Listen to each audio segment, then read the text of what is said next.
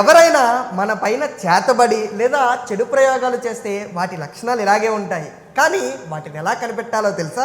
ఇంట్లో అకస్మాత్తుగా వరుస సమస్యలు రావడం, కారణం లేకుండా భయం వేయడం, ఆందోళనలు పెరగడం, నిద్ర సరిగ్గా లేకపోవడం, చెడు కలలు రావడం, పూజలు కూడా చేయాలనిపించదు, డాక్టర్లు చెప్పినా తగ్గని అలసట లేదా నీరసం, డాక్టర్లు ఏమీ లేదని చెప్తూ ఉంటారు కానీ హెల్త్ సమస్యలు వస్తూ ఉంటాయి, వ్యాపారం లేదా డబ్బు విషయంలో అకస్మాత్తుగా నష్టాలు రావడం, దేవాలయాలకు వెళ్ళినప్పుడు అసహనం లేదా అసౌకర్యంగా కూడా అనిపించడం, చనిపోతానేమో అని భయం వేయడం, ఇవన్నీ చేతబడి చేసినప్పుడు కనిపించే లక్షణాలు. కానీ ఇది డిప్రెషన్ వల్ల కూడా రావచ్చు. అన్ని చెడు ప్రయోగాల వల్లే అని చెప్పలేము, కానీ చెడు ప్రయోగం జరిగితే ఈ లక్షణాలు తప్పనిసరిగా కనిపిస్తాయి. నెక్స్ట్ వీడియోలో ఈ చేతబడికి ₹1 కూడా ఖర్చు లేకుండా తగ్గించే మార్గం చెప్తాను. నెక్స్ట్ వీడియో కోసం పార్ట్ 2 అని కామెంట్ చేయండి. ఈ విషయం తెలియక బాధపడుతున్న మన హిందూ సోదరులందరికీ ఈ వీడియోని షేర్ చేసి వారికి తెలియచేయండి. జై సనాతన ధర్మ, జై శ్రీరామ్.